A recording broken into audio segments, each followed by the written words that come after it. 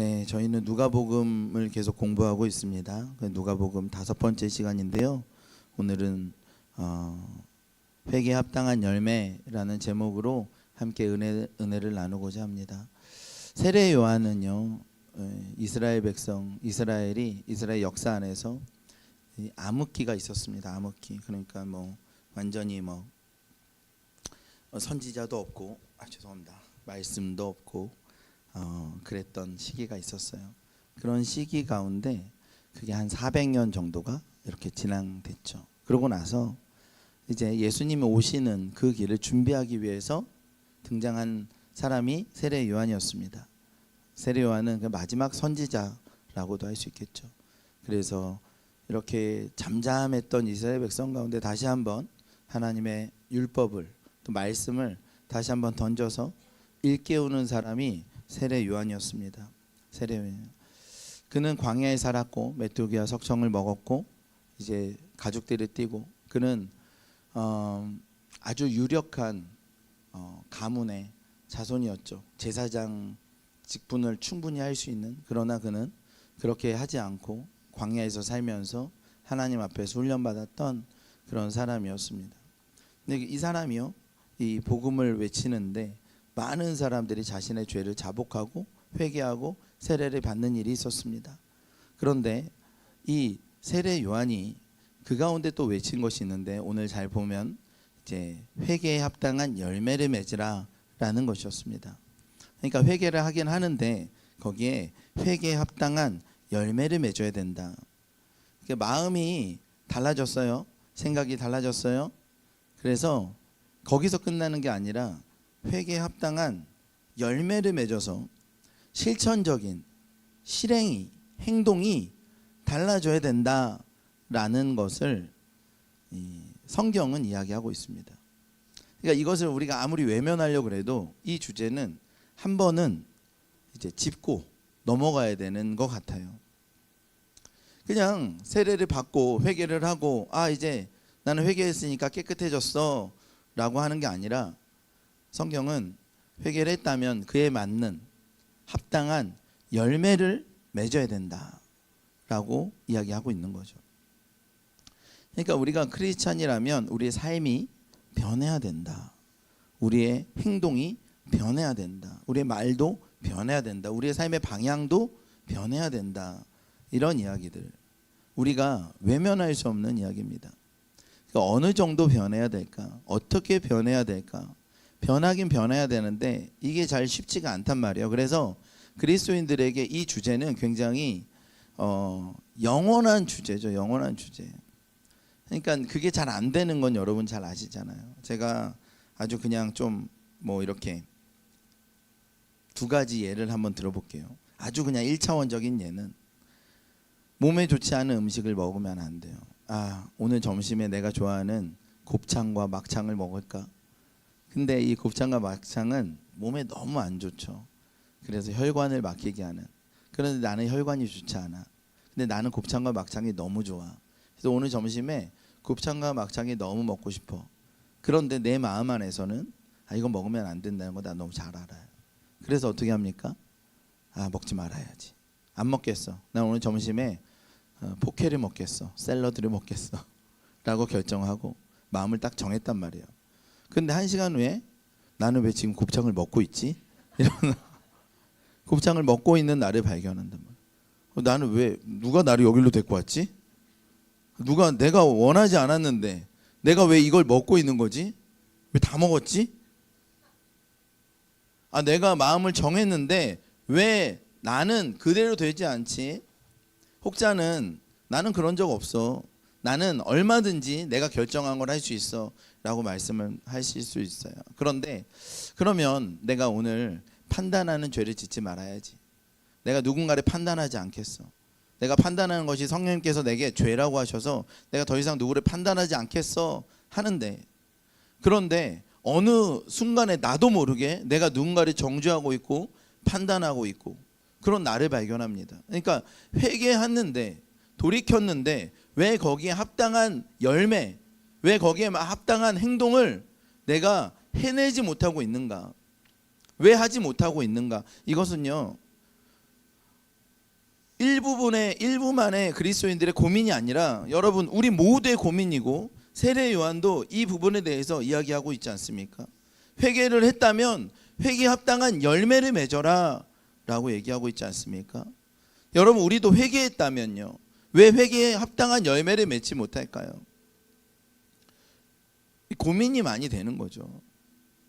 저는 그 고민을 굉장히 오래 했습니다. 몇 년 동안 한 적도 있었어요. 제가 예전에 어떻게 흡연을 했는데 흡연을 하고 회개를 하고 돌이키고 담배를 끊고, 그런데 또다시 담배를 피우고 있는 나를 발견해요. 이게 흡연이라고 말할게요. 담배라고 그러니까 너무 좀 과하네. 좀 충격이. 담배를 피웠어 목사님이. 네. 아무튼 그런 연초라고 하죠. 아무튼 그러니까 회개를 했는데 그럼 나의 회개는 뭐지? 나의 회개는 이렇게 힘없는 회개인가? 그러면 얼마나 회개를 해야 되지? 내 죄에 대해서 성령님 나의 죄에 대해서 이 죄와 이 죄의 비참함과 참담함을 비추어 주셔서 제가 이 죄의 실체를 알게 하시고 정말 회개를 넘어 참회 눈물로써 내가 하나님을 얼마나 배신했고 하나님께서 나 때문에 얼마나 많이 고통스러우셨고 하는 것들을 내 뼛속 깊이 깨달아서 더 이상 죄를 바라보고 싶지도 않을 정도의 그 참회를 하기 원합니다라고 꽤 오랜 시간을 기도하고 그 참회를 했을 때 그렇다면 그것이 회개에 합당한 열매로 나올까? 뭐 그럴 수 있겠죠. 그러나 그것이 확실한 보장이라고, 여러분 그것이 확실한 길이라고, 내 삶의 행동이 달라지는 분명한 길이라고 볼 수 있습니까? 그러나 분명한 건 우리는 여전히 그 길을 걸어가고 있습니다. 이게 성화의 과정이라고 하죠. 그래서 그리스도인들의 삶의 목적은 무엇이냐? 어떤 세상 가운데서 더 많은 것을 누리는 그런 세속적인 주제를 얘기하지 않아도 아시죠? 그게 우리의 길은 아니라는 건 아니죠. 그럼 우리의 길은 뭐냐 하면 회개에 합당한 열매를 맺는 길. 그게 목표고 목적이고 방향이라는 것 정도는 아시죠? 그 길이 어렵고 힘이 들고 때로는 지치고 넘어지고 실패할지라도 우리 그리스도인들의 삶의 목표는 여전히 회개에 합당한 열매를 맺기 위해서 제 힘으로 된다고 하지 않았고요. 어떻게 된다고는 아직 말씀 안 드렸지만 그것이 목표이고 목적이고, 그러니까 세례 요한은 방향을 제시한 사람이겠죠. 회개해야 되고 회개에 합당한 열매를 맺는 그쪽으로 이스라엘 백성이 가야 된다라고 얘기한 거죠. 못 갈지라도 어려울지라도 가다가 넘어질지라도 그 길을 걸어가야 된다라고 이야기한 거죠. 그리고 여전히 우리도 방향이 어디입니까? 그리스도인의 방향은 무엇입니까? 내가 예수 그리스도를 만났고 하나님의 아들이 되었고 예수의 이름이 있으니까 예수의 이름으로 내가 이 땅에서 잘 살아야지 하는 것이, 여러분 그 궁극적인 방향은 아니죠. 그렇게 생각할 수도 있지만 제가 그것을 비판하거나 정죄하진 않지만 우리의 궁극적인 성경적인 방향은 회개에 합당한 열매를 맺어서 우리의 삶이 예수님의 장성한 분량으로 닮아가는 것에 있는 거죠. 여러분, 이 회개라는 단어를 한번 볼 필요가 있습니다. 여기서 나오는 회개라는 단어는 아주 유명한 헬라어죠. 메타노이아라는 단어입니다. 메타노이아는 그냥 밖에서 행동이 변화되는 걸 말하지 않아요. 여러분 우리 마음이 변화되지 않은 채 밖에서 행동이 변화된다. 나는 여전히 곱창과 막창을 너무 좋아하고 나는 기름기를 너무 좋아하는데 누군가 의사나 부인이나 주변에서, 저는 곱창을 좋아하지 않습니다. 실제로. 그런데 이제 밖에서 그 행동을 하면 페널티를 매기고 그 행동을 하면 지적을 하고 그 행동을 하면 뭔가 문제가 생겨서 그 행동을 하지 않는 것, 여러분 그것을 우리는 회개라고 하지 않죠. 그래서 주변 사람들이 볼 때는 그걸 하지 않고 주변 사람들이 보지 않을 때 그걸 하는 것, 그래서 마음은 전혀 변화되지 않았는데 행동만 변화되어 있는 그런 상태를 이제 회개라고 말하진 않죠. 그러니까 우리 마음의 깊은 곳이 변화되는 것을 성경은 회개라고 말합니다. 메타노이아라는 마음이 변화되어서 마음과 생각이 변화되는 거예요. 그러면 이제 마음과 생각이 변화된다는 것을 조금만 더 한번 자세히 보면요, 마음은 지식과 감정과 의지라는 건 우리 잘 알잖아요. 그러니까 내가 이것을 하는 것이 하나님께서 기뻐하시지 않고 그리스도인답지 않고 이것은 사단이 좋아할 일이고 내 영에 전혀 도움이 되지 않는 사단의 전략이고 내가 하나님과 멀어지는 길이고 내 안에 있는 성령님의 소멸되는 길이고, 이렇게 우리가 알게 되는 것과 그것이 너무 고통스럽고 슬픈 감정의 변화, 그리고 의지까지도 변화되는 것. 그래서 지식과 감정과 의지가 변화되는 것이 매우 중요합니다. 여전히 내가 내 마음의 깊은 곳을 통찰하였을 때 지식과 감정과 의지가 변화되지 않은 채 그냥 내가 행동을 수정하려고 할 때 내 마음 안에는 내가 왜 그래야 되지? 내가 왜 그렇게 해야 되지? 그냥 목사님이 그렇게 하라 그래서, 교회가 그래서, 주변 사람이 그래서, 셀리더가 그래서, 부모님이 그래서는요 우리가 너무 고통스럽죠. 우리 마음 안에 지식과 감정과 의지가 변화돼야 됩니다. 그 마음이 변화돼야 돼요. 그런데 이 마음을 변화시키는 가장 선명한 방법이 무엇이냐? 그 말씀이라는 거죠. 그러니까 말씀이 우리 마음을 변화시킬 때 우리 마음이 변화되기 시작합니다. 왜냐하면 말씀이 진리니까 우리 마음이 진리 가운데 반응을 한단 말이에요. 그러니까 우리 마음을 변화시키고 싶은 건 우리가 다 마찬가지죠. 그렇지 않습니까? 아빠, 나는 알고 있는데 그렇게 해야 되는 거 아는데 내 마음이 잘 안 돼 라고 하는 그런 얘기를 우리가 할 수 있잖아요. 그것처럼 우리 마음을 변화시키고 싶은 마음은 있어요, 여러분. 우리 마음 안에. 그리고 이 마음대로 가면 안 된다는 마음도 있습니다. 그런데 그냥 원론적인 말씀을 드릴게요. 이 마음을 변화시키는 방법은 이제 말씀이잖아요. 하나님의 말씀이 우리 마음에 들어와서, 하나님의 말씀의 씨앗이 우리 마음에 들어와서 뿌리를 내리고 싹을 틔우고 줄기가 자라고 나무가 되고 그 나무들이 울창한 숲을 이루면 그 마음은 쉽게 변화되지 않아요. 생각해 보세요. 하나님의 말씀의 씨앗이 심겨져서 그 마음 안에 깊은 뿌리를 내리고 울창한 숲이 되면 처음에 있는 알, 씨앗, 그리고 줄기 정도에서는 어떻게 흔들 수 있지만 그것이 하나의 한 그루의 나무가 되고 두 그루의 나무가 되고 세 그루의 나무가 되어서 울창한 숲을 이루면, 왜냐하면 회개합당한 열매라 그러잖아요. 열매를 이루어야 되잖아요. 열매를 나타내는 것이 우리의 삶의 방향성이고 모든 그리스도인의 방향이라면 그 열매를 하려면 열매부터 나올 일은 없잖아요. 그러니까 나무를 심어야 되고 뿌리를 내려야 되고 꽃이 피워야 되고 그 다음에 열매가 맺는 거잖아요.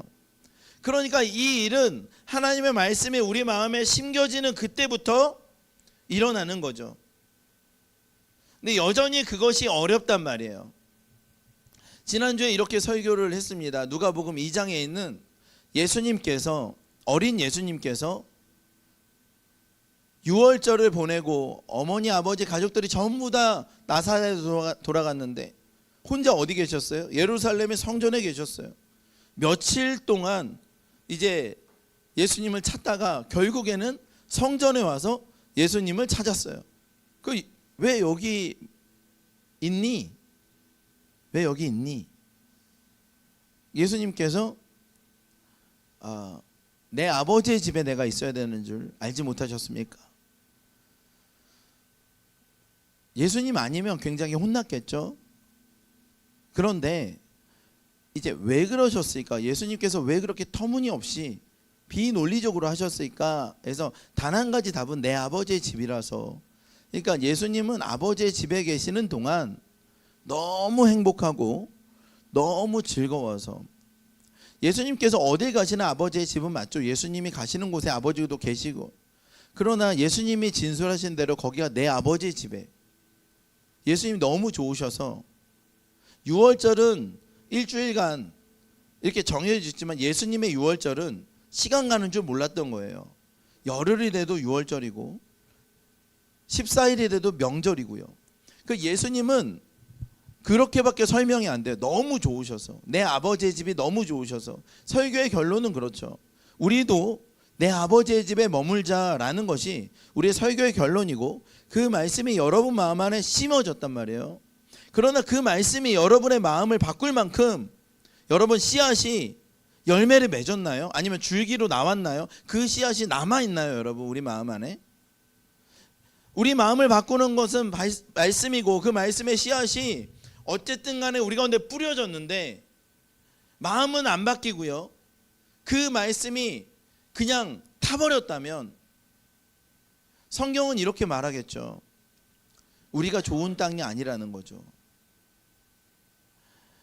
논리적으로 이런 거잖아요. 그러니까 합당한 열매를 맺으라고 삶까지 변화되어야 되고 행동까지 변화되어야 된다고 성경은 말하고 있고, 회개란 것은. 그렇다면 행동이 변화되려면 뭐가 변화돼야 돼? 마음이 변화돼야 된다는 건데, 그 마음이 변화되는, 여기까지 동의를 했단 말이에요. 그러면 마음이 변화되는 방법은 뭐냐? 하나님의 말씀이 우리 마음에 심겨져야 된다는 건데, 그 말씀은 매일 심는단 말이에요, 어떻게든지. 그런데 그 말씀이 열매 맺지 못하는, 거기서 썩어서 막 자라지 못하고 어떻게 됩니까? 길가밭은요, 까마귀들이 와서, 새들이 와서 그 말씀을 다 씨앗을 가져가 버렸어요. 거기는 심을 생각도 없는 땅입니다.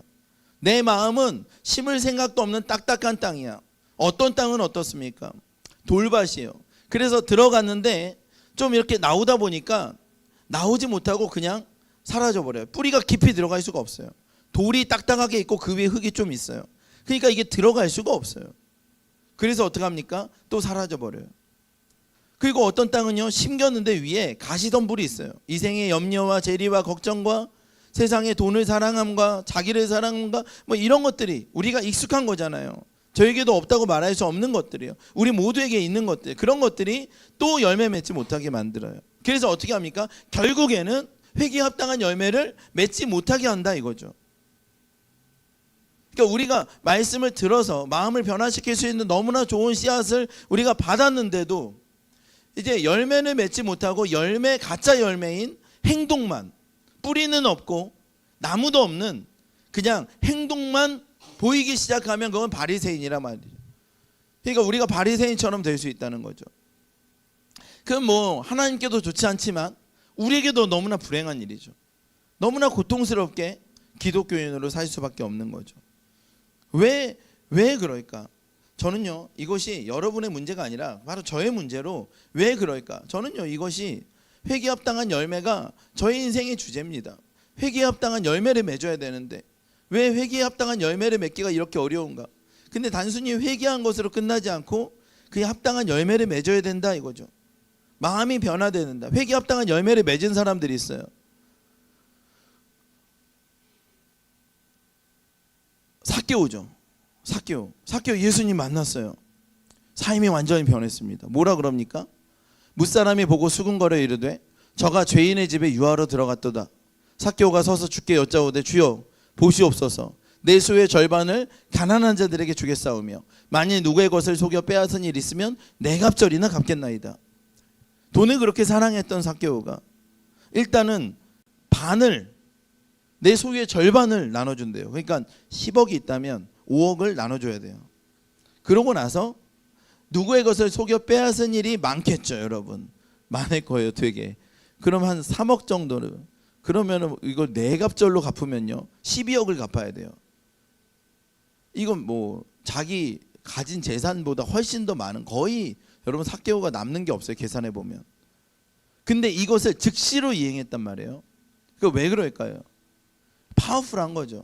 예수님 말씀이 그 단단한 마음과 그 가시반 마음을 다 부수고 들어가서 말씀이 심겨지고 예수님을 만나니까 완전히 그날 막 열매가 맺혀버린 거예요. 우리도 만약에 예수님을 직접 만난다면, 남성모 목사를 통해서 전해드는 것이 아니라 예수님을 직접 만난다면 여러분 이런 열매가 맺힐 수 있겠죠. 할렐루야. 그러니까 삭개오는 어쨌든 열매를 맺은 겁니다. 바로 열매를 맺은 거, 여기까지가 예수님 만난 사람의 어떤 결과죠. 그 앞에서가 아니라. 그리고 다시 삭개오는 세리짓을 했더라, 사람들을 괴롭혔더라, 이렇게 성경이 나오는 게 아니라 그의 삶이 변화된 거죠.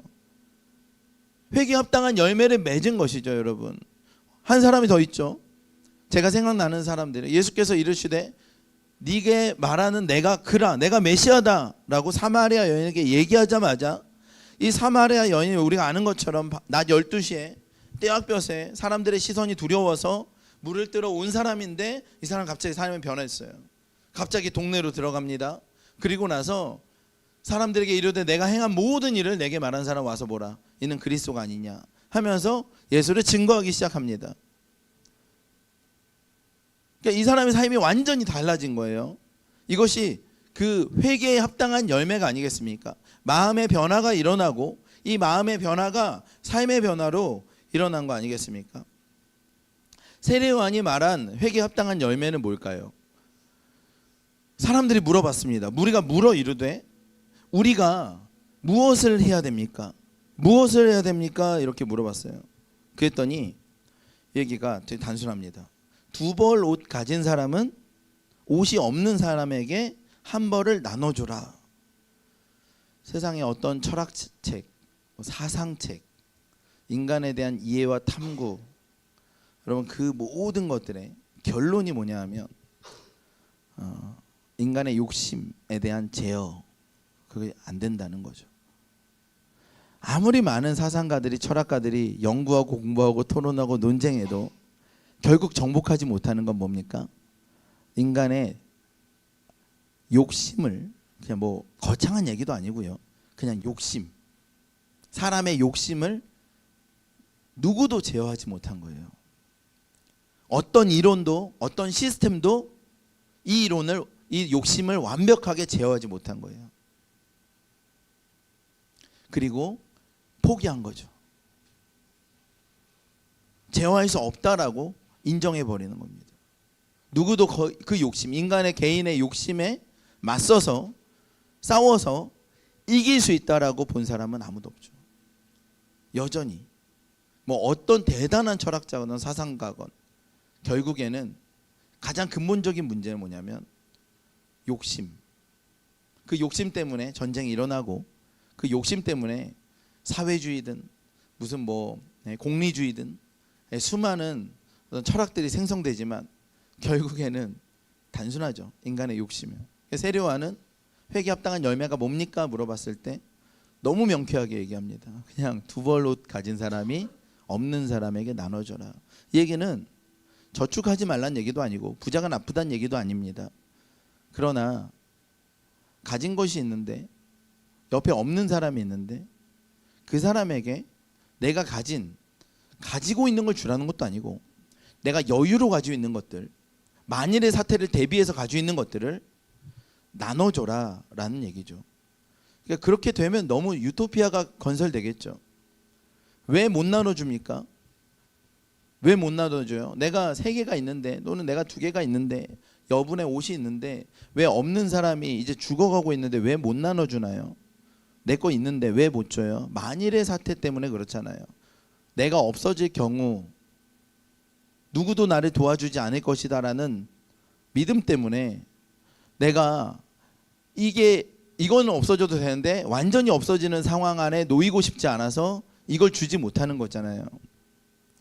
이 사회 문화라는 게, 시스템이라는 게, 만약에 우리 교회는 그래야 되겠죠. 누구도 두려워하지 말아야 됩니다. 내가 없어질 경우 누군가 나에게 줄 것이고 누군가가 없을 때 나도 줄 것이다. 안정감이 있죠. 내가 없어도 상관없다. 왜냐하면 내가 없으면 누군가가 나에게 줄 것이고 누군가가 없으면 나는 언제든지 줄 것이라는 것이 충분히 문화가 되고 이것이 그럼 안정감이 있죠. 초대교회가 그런 거죠. 서로 통용하여 나눠지니까 안정감이 있죠. 나는 2벌이 있고 3벌이 있는데 얘는 1벌도 없어요. 근데 내가 주지 못하는 거는 이기심의 문화 때문에 그런 거예요. 그런데 그 이기심의 문화를 깰 수 있는 것도 남지다. 그 문화를 바꿀 수 있는 것도 나예요. 왜냐하면 내가 오늘 주면 이 사람 받고요, 이 사람도 좀 돼서 나중에 누군가 없을 때 줄 거 아닙니까? 그렇게 됩니다. 동여매고 너도 벌어서 써 그러면요, 얘도 동여매고 쟤도 동여매고 모두가 다 내 인생은 내가 책임져야 되고 내 것은 내가 챙겨야 되고 이런 문화가 생성되면 결국 불행한 건 우리 모두겠죠. 근데 이것을 깨뜨릴 수 있는 건 바로 저예요. 두 벌 가진 사람이 주면은 문화가 달라지면서 내가 없을 때도 누군가 날 줄 수 있어요. 그런 문화를 만드는 것도 바로 접니다. 가진 사람이요.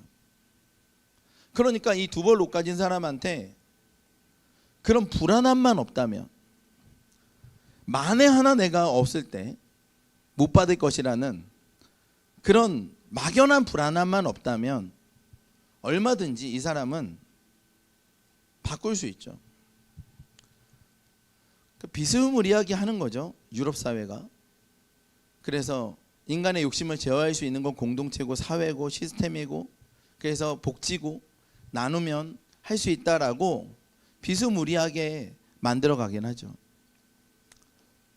그러나 그 가운데는 한 가지가 빠져서 늘 불완전하고 실패로 끝나게 되죠. 인간의 욕심은 여전히 제어하지 못하고, 우리 역시도 이 말씀을 들었을 때, 그러니까 두 벌 있는 옷 있는 사람이 옷 없는 나눠줘야 다 안단 말이죠. 다 알아요. 먹을 것이 나눠주는 것도 다 알아요. 우리도 다 압니다. 그런데 그게 안 된다는 거죠. 그러니까 회개에 합당한 열매를 맺어야 되는 것도 알고 다 아는데 그게 잘 안 돼요. 쉽지 않은 거죠. 우리는 어떻게 해야 될까요? 이때 생각나는 분이 예수님이죠. 그 예수님께서는 전혀 다른 세계관을 가지고 이 세계관 안으로 들어오셨어요. 온 우주를 말씀으로 만드셨고 12영도 더 되는 천사들을 보내서 전쟁하면 이건 뭐 감당할 수 없는 분이에요. 그런데 이 예수님이 전혀 다른 세계관을 소개해 주셨어요. 약육강식, 적자생존의 짐승과 같은 세계관을 가진 이 사람들에게 예수님이 찾아오셔서 예수님께서는 예수님의 세계관을 보여주셨어요. 모든 힘을 가지신 분이 예수님께서 이 땅 가운데 오셔서 그들의 폭력 가운데 결국에는 죽임을 당했어요. 세계관을 압도하려면 이 세계관을 압도해버리면, 그러니까 힘으로 눌러버리면 결국에는 이 논리로 들어가는 거죠. 논리가 이 논리로 들어가는 거예요. 그래서 어떻게 합니까? 예수님은 예수님의 논리 안에서 예수님의 세계관으로 세상의 세계관에 들어오셨는데 세상의 세계관이 무너져 버렸어요. 왜냐하면 힘과 권력을 가진 예수님이 사람의 손에 죽어버리던 거예요. 하나님께서. 이게 뭐냐? 사랑이고 이게 뭐냐? 섬김이라는 거죠. 얼마나 파워풀합니까? 여러분, 우리가 그 위에 있을 때, 그 예수 안에 있을 때, 그 예수님께서는 두 벌 옷을 우리 가운데 나눠주신 분이잖아요. 그럼 성경을 잠깐만 볼게요. 설교가 좀 길어져서 죄송합니다. 예수께서 다시 비유로 대답하시되 천국은 마치 자기 아들을 위하여 혼인잔치를 베푼 어떤, 우리가 잘 아는 말씀이죠. 혼인잔치를 열었는데 사람들을 막 불렀습니다. 왕이. 그런데 왕이 사람들을 불렀는데 이것도 좀 이상해요. 아니, 임금이 여기 뭐 대통령님이 자녀 결혼식에 초청하면 안 갑니까? 예, 안 가요. 아무리 대통령을 싫어해도 가긴 하실 거 아닙니까? 시진핑 주석이 이렇게 부르면 안 갑니까? 이재명 대통령이 부르면 가잖아요. 근데 이상하게 안 가요. 안 간다 그래요. 안 가는 데서 끝나면 좋은데 이 왕도요. 그거 오라 그럽니다. 근데 저는 생각해 보세요. 왕이요. 부르면 안 올 줄 몰랐을까요? 부르면 당연히 안 올 줄 알죠. 우리도 누구 생일 초대하면은 누가 불러도 안 올 사람 다 리스트 나오는데 이 사람이 뭐 무능한 왕도 아니고요. 이 사람도, 이분도요. 힘 있으면은 그냥 군대 보내서 다 부셔버릴 수 있는 능력 있는 왕이에요. 정치력도 있고 외교력도 있고. 근데 부른단 말이에요. 안 올 줄 알면서도 불러요. 혹시나 안 온대. 더군다나 또 불렀는데 내 종들을 다 죽이고. 그래서 이 임금님이 이건 안 되겠다 싶어서 군대를 보내서 마을 전체를 부셔버렸어요. 그리고 혼인잔치가 얼마 안 남았으니까 길거리에서 악한 자나 선한 자나 아무나 다 들어와라.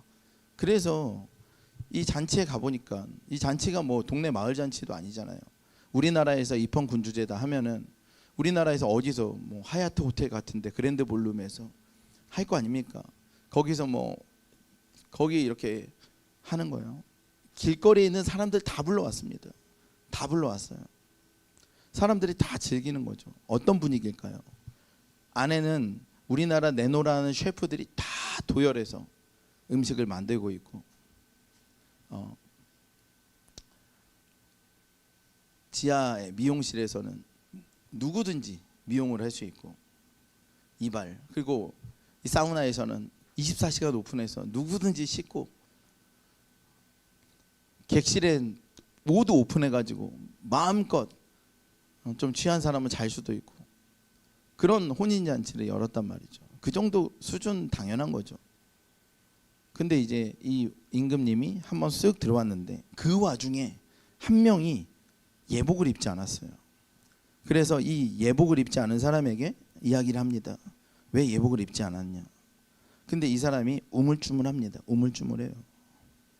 이 사람을 묶어서 어두운데 차가운 데로 보내버렸어요. 그래서 이 얘기를 보면서 내가 예복을 입어야겠다. 예복을 안 입으면은 큰일 나겠다. 예복을 어디서 준비하지? 근데 읽으면서 이상한 건 일단은 수많은 사람을 불렀는데 예복을 입지 않은 사람이 한 명밖에 없었다. 그리고 임금님은 여기서 보면 이제 하나님이잖아요, 사실은. 그런데 합리적인 분이잖아요. 그런데 이분이 왜 이러셨을까에 되게 궁금한 거죠. 그럼 이분은 제가 한번 생각을 해봤는데 여기 3절에 보면은 모든 걸 다 준비했다고 합니다. 모든 것을 갖췄으니 이 모든 것 안에는 예복도 있을까요, 없을까요? 예복도 준비했을 거예요. 아니 상식적으로 길거리에서 오는 사람들이 예복이 어디 있어요? 근데 뭐 임금님 돈이 없습니까? 1층에 뭐 모든 수트 가게를 열어가지고 최고의 예복들을 입고 싶은 대로 입어라. 예복을 다 입었어요. 근데 한 명만 입지 않았어요. 한 명만. 이 사람 왜 안 입었을까? 예복이 없어서 안 입은 게 아니에요. 이 사람은 자기 옷을 입고 왔어요.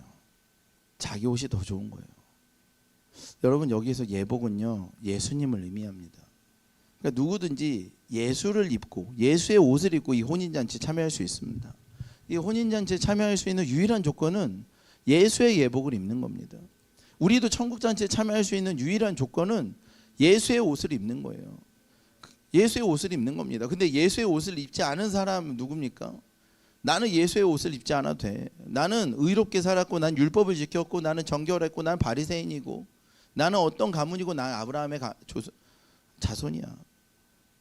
여러분 나는 그런 사람은 예복 안 입죠. 그런데 그 예복으로는 안 된단 말입니다. 여러분 우리는 100점이 돼야 천국에 들어갈 수 있지. 점수가 99점이라도 천국에 못 들어가요. 그냥 예수 점수를 받아야 됩니다. 100점이 돼야 돼요.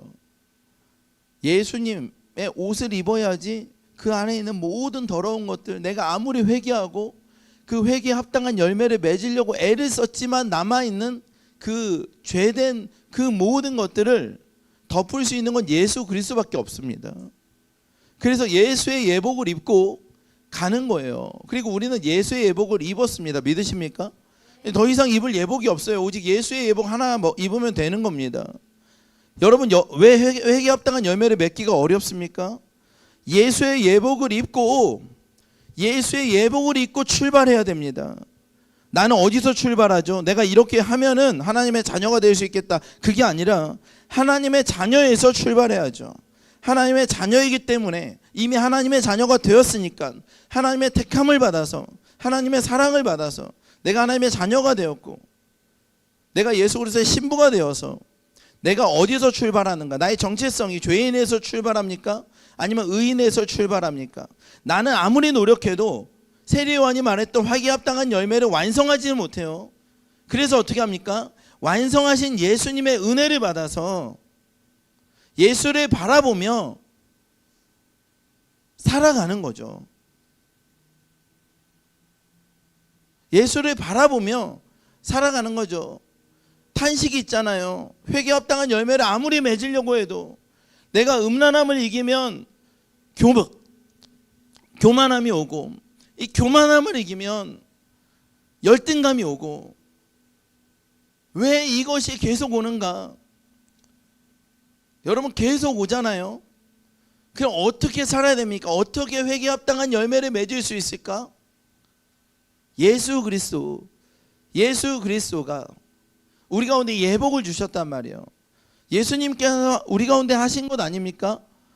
예수님께서 우리가 안 되는 걸 예수님이 하시러 오셔서 옷 두 벌 있는 자에 옷 없는 자에게 나눠주라고 하는데 그게 안 된단 말이에요. 알면서도 안 될 때 예수님께서 우리 가운데 예수의 옷을 우리 가운데 나눠주셨어요. 그래서 그 옷을 입으면 됩니다. 여러분, 먹을 것이 없는데 있는 것을 나눠주고 싶은데 그게 안 돼요. 내가 먹을게. 내 좋은 차, 내 좋은 집, 내 거 더. 그런데 예수님은 당신의 몸을 찢어서 우리 가운데 나눠주셨단 말이에요. 여러분, 그 은혜를 먼저 받아야지 회개에 합당한 열매의 삶을 이제 출발할 수 있지 않겠습니까? 그러니까 내가 제로에서 하는 게 아니라 100에서 하는 거예요. 하나님의 자녀에서 하는 것이고, 예수 그리스도의 은혜 안에서 하는 것이고, 하나님의 사랑 안에서 출발하는 겁니다.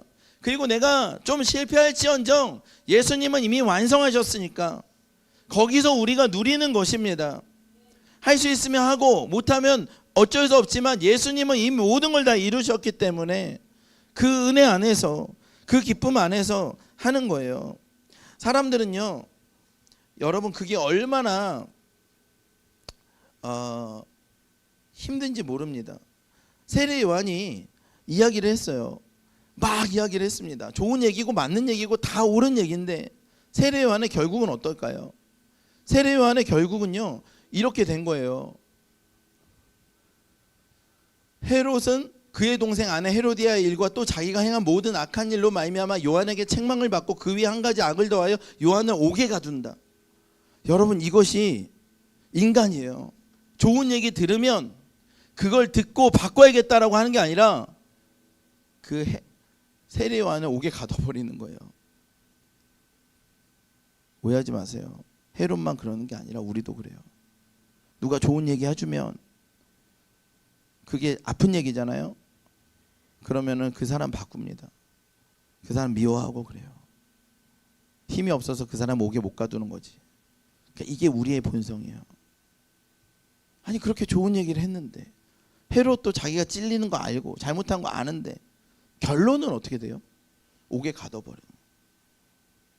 이게 우리의 인생입니다. 이게 우리의 모습이에요. 육체를 의지하면 결국 다시 여기로 가요. 실패로 갑니다. 율법을 아무리 들어도 율법을 이룰 수 없으니까 하나님을 떠나는 거죠. 그러나 예수님은 율법의 완성이 되셔서 오신 거예요. 그리고 너희들이 못하겠지. 그럼 내가 해줄게. 내 옷을 너한테 줄게. 너 내 옷 입으면 하나님께서 너를 예수님으로 볼 거야. 예수의 옷을 줄게. 내 옷 입으면 너도 작은 예수가 된다. 내 옷은 너희 안에 있는 모든 연약함을 다 덮어버릴 수 있어. 내가 내 옷을 줄게. 그리고 내가 영원히 목마르지 않는 이 살과 피를 나눠줄게. 이거 먹으면 이제 결핍이 없어. 너희들도 나눠줄 수 있어. 예수의 옷을 입으면.